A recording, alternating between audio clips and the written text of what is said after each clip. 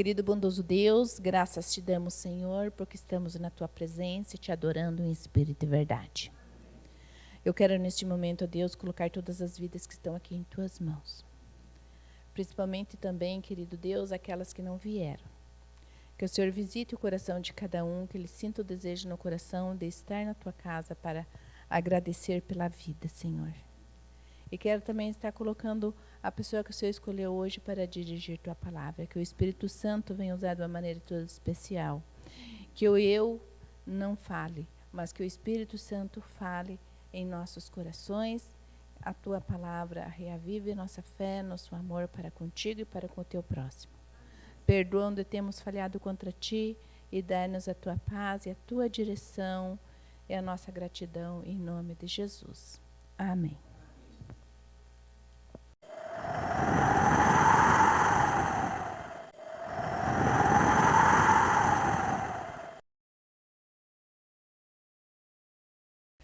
Essa noite eu resolvi trazer duas histórias para nós e, como sou jovem, resolvi trazer a história de dois jovens.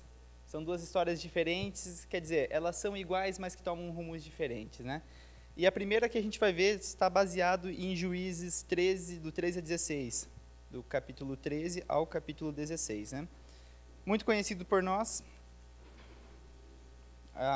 aqui na história de Juízes, que em Juízes a gente sabe que...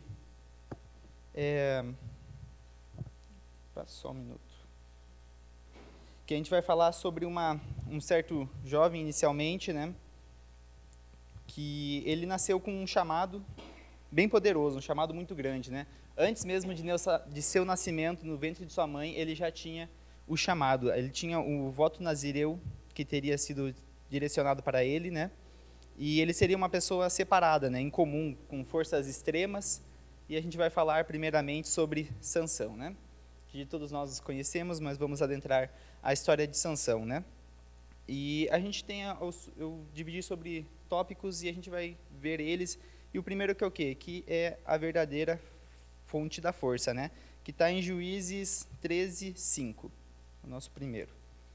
Que nos diz assim: porque eis que tu conceberás e darás à luz a um filho sobre cuja cabeça não raspará a navalha.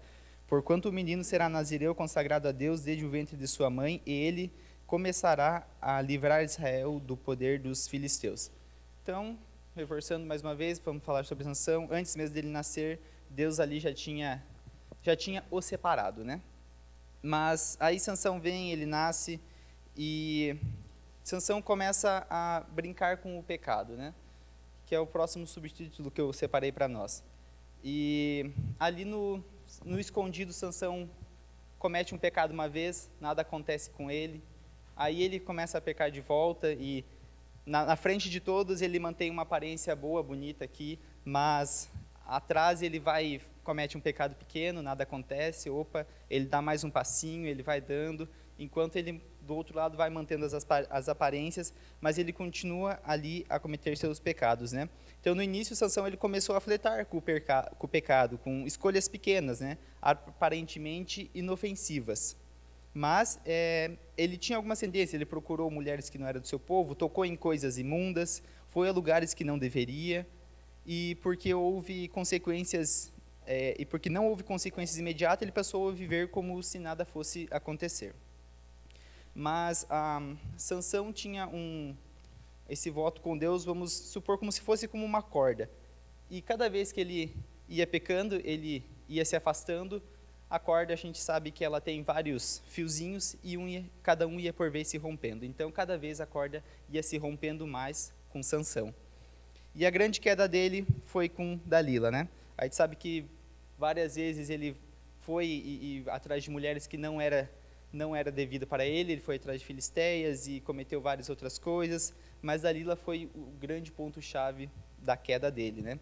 As decisões que ele foi tomando ali, a princípio ele estava com Deus, então tudo que ele fazia antes era com Deus, ele livrava o povo de Deus, como vimos que esse era o objetivo dele, né? Que era livrar o povo de Deus, Israel, dos filisteus, e ali ele ia levando e ia derrotando com o Espírito Santo.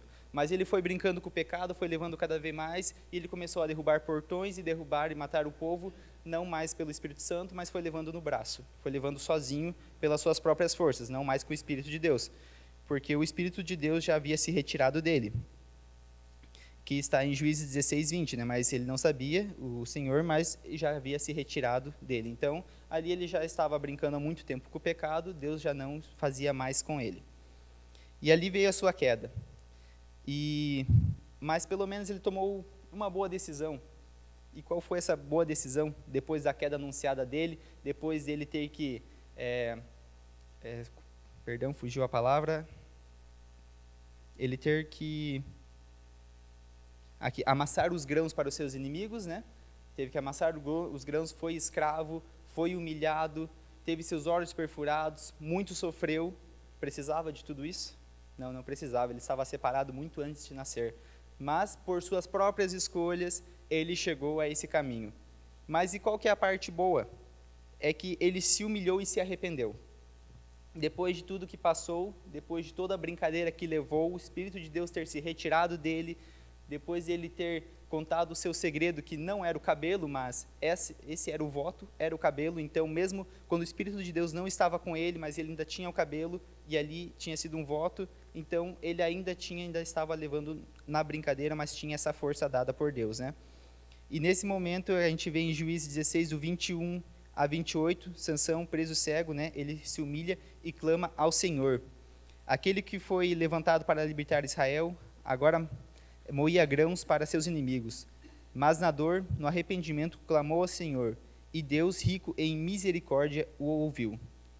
A gente vê que Deus, depois de tudo que ele fez, ainda assim foi misericordioso com ele. Ele pediu mais uma chance para Deus, e Deus o deu, que foi o quê? A redenção dele no fim, que está em Juízes 16, 30, que vamos ver, 16, 30, que nos diz assim: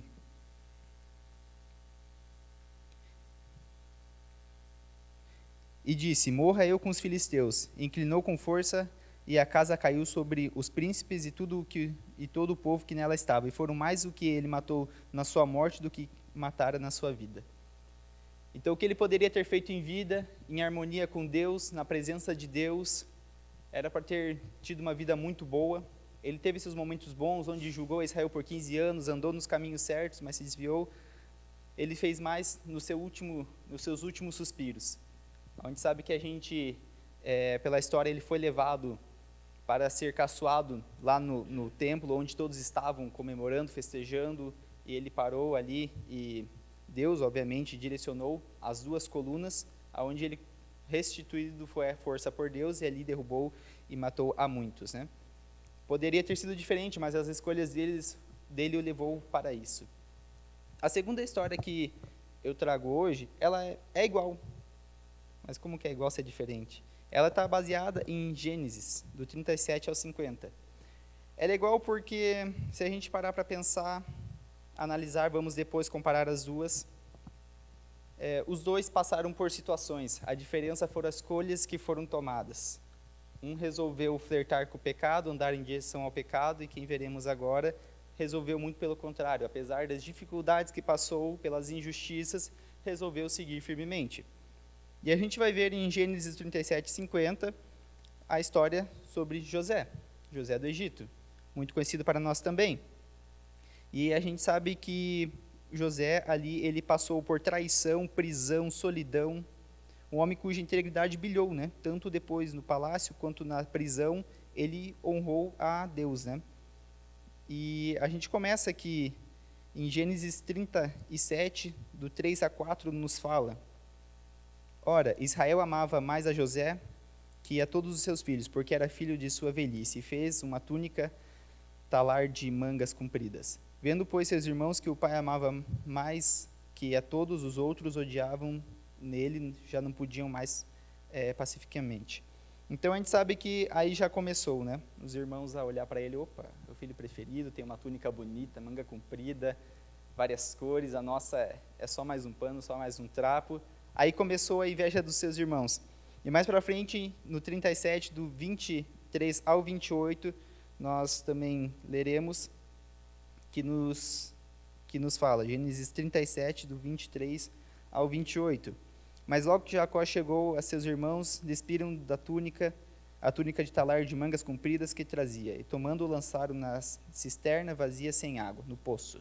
Ora, sentando-se para comer pão, olharam e viram uma caravana de ismaelitas, vindo da Galileia, de Gileade.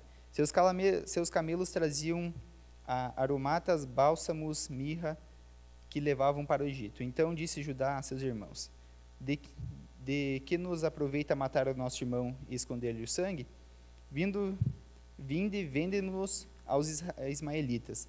Não ponhamos sobre ele a mão, pois é nosso irmão, a nossa carne. Seus irmãos concordaram. E passou os mercadores, midianitas, e os irmãos de Jacó o alçaram, e tirando-lhe da cisterna, o venderam. Por 20 ciclos de prata os ismaelitas. Esses levaram José ao Egito. Então, ali já havia começado, um pouco antes a gente também sabe dos 2 sonhos que ele teve, aonde seria adorado por seus irmãos, seus pais, e eles já tinham aquela certa inveja da túnica, e quem dirá a gente se prostrar perante você? Então, só foi crescendo cada vez mais. Então, nesse determinado momento, quando seu pai pede para ele ver como seus irmãos estavam cuidando do rebanho, os irmãos estavam tramando contra ele. E foi apunhalado pelas costas pelos seus próprios irmãos. Ali ele já tinha um primeiro motivo para começar a duvidar de Deus, para condenar a Deus, falar, Senhor, o Senhor é o culpado, e simplesmente não se importar mais com Deus. Então, ele foi escravo, mas não foi esquecido, porque em Gênesis 39, do 1 ao 3, fala que o Senhor estava com José e ele era um homem próspero. Então, chegando ao Egito, ele foi vendido para Potifar, e na casa de Potifar, mesmo como escravo, a mão do Senhor estava sobre ele. Tudo que José fazia prosperava, e ele se tornou administrador de toda a casa. Mas a fidelidade de José seria colocada à prova. A esposa de Potifar passou a assediá-lo dia após dia. Era uma tentação disfarçada, insistente, diária. E pense bem, quem saberia se ele caísse? Estava longe da família, ninguém o vigiava. Então, aqui é onde a gente começa a igualar com a história de Sansão. Sansão começou a fazer as coisas no oculto, no escondido, quando ninguém via. Aqui nesse ponto, dentro da casa, onde ele já tinha um certo poder, ele mandava em toda a casa ali, quem saberia? Quem iria ver? Ninguém. Ele poderia, quem sabe, assim como Sansão, ele poderia ter começado a pisar fora da linha, andar para o lado de lá do muro. Mas José temia ao Senhor. E ele era temente, e por isso ele não fez assim como a mulher gostaria, né? E o que aconteceu, consequentemente, ele foi condenado, ele foi falsamente acusado e foi jogado à prisão. E lá na prisão, mais uma vez, ele, como já era escravo, estava tendo seu certo conforto, vamos colocar entre aspas, na casa, quem sabe não, muito provavelmente não precisava de algemas, nem nada do tipo, tinha uma certa liberdade, ele volta para trás das grades. Ele volta a ficar ali naquele cubículo, ele volta a ver o sol quadrado, né? Como falamos.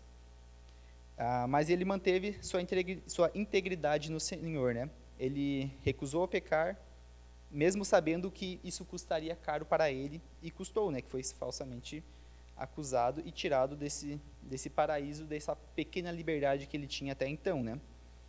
E em Gênesis 39, 20, nos fala: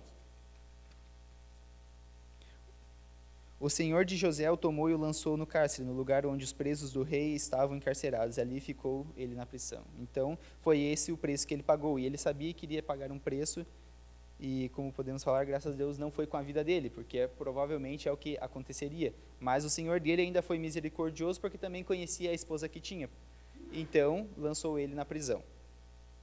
E continuando, a gente vê que do cárcere ao palácio, depois de muito tempo, José ali dentro ainda, continuou honrando a Deus.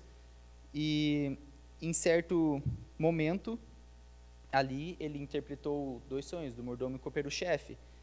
E se passou esse tempo que eles foram também interpretados esses sonhos, eles saíram da prisão e ele ali continuou por mais um tempo. Até que um dia, o faraó teve um sonho.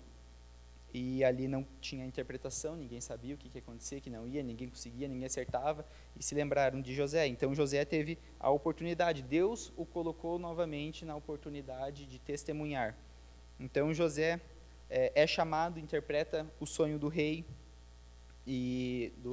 do faraó, que teria 7 anos de fome, 7 anos de fartura, ao contrário na grande realidade, primeiro a fartura, depois a fome, né?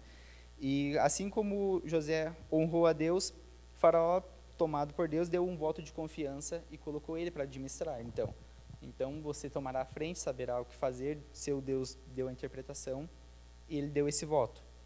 Então José, depois de ter passado tudo o que passou, teve mais uma oportunidade, voltou lá para cima. E José teve outra oportunidade mais para frente, a oportunidade da vingança. Pois depois que passou os 7 anos de fartura, quando entrou os 7 anos de fome, a fome chegou até sua família e eles tiveram que recorrer ao Egito. E ali José poderia, quem sabe, tudo que ele passou, ele poderia ter relembrado, ter remoído e ter sido a hora da vingança para os seus irmãos. Aqueles que me venderam, passei pela escravidão, fui acusado, tudo isso por conta deles atrás, da inveja que eles tiveram de mim. Mas José, como era um homem do Senhor, ele assim não fez, porque não pela parte dos seus irmãos, mas porque ele tinha a Deus. Então o perdão foi não apenas pelos seus irmãos, mas por estar com Deus, andar nos caminhos de Deus. Quem sabe se ele tivesse deslizado aquele momento lá atrás, teria cometido outros delitos, e neste momento ele teria mais uma vez feito algo ruim. Mas ele tomou suas decisões que o levaram até ali, e foram decisões ao lado de Deus. E a integridade diante de Deus e o alicerce de uma vida que honra o propósito, foi isso que ele tinha com Deus. Então agora a gente vê que os dois tinham seu propósito com Deus, Sansão e José.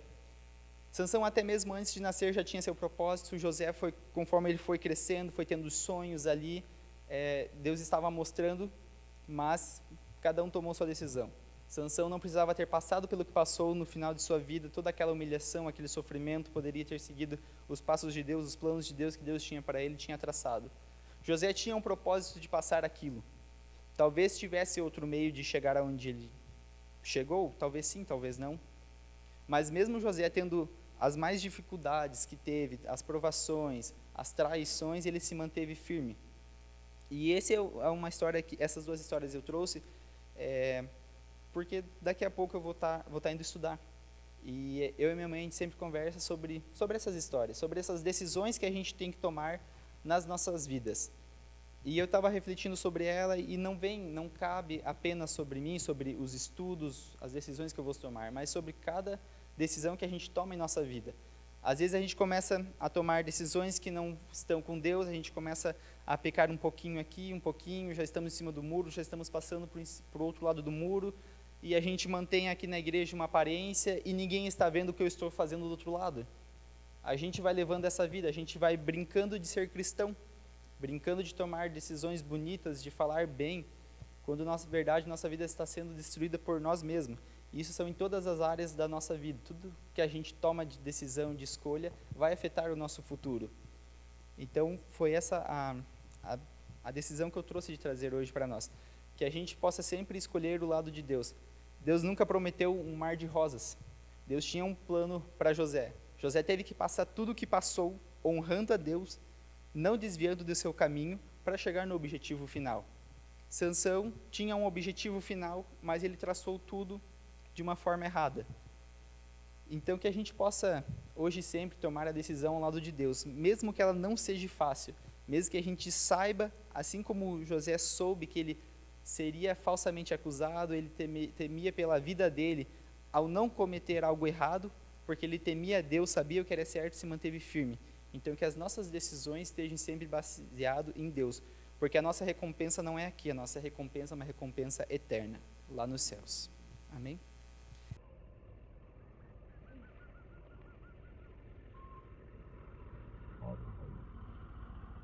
Vamos falar com Deus. Querido bom Deus e eterno Pai, Deus de amor, Senhor, que a gente sempre tome as decisões ao Teu lado. Por mais que a gente saiba que vai vir dificuldades, provações, mas que a gente tome as decisões junto a Ti, ao Teu lado. pois aqui a gente pode sofrer, pode passar dificuldades, mas a nossa recompensa é recompensa eterna com o Senhor lá nos céus. Então, que independente do que venhamos a enfrentar no nosso dia a dia, decisões que temos que tomar, tomamos sempre ao seu lado, sempre como o teu querer e a tua vontade. Esteja com cada família representada, os que não vieram também. Concede-nos uma boa semana, uma semana abençoada por ti ao teu lado. É isso que lhe pedimos e agradecemos, em nome de Cristo amado Jesus. Amém. Uma boa noite a todos e até quarta-feira.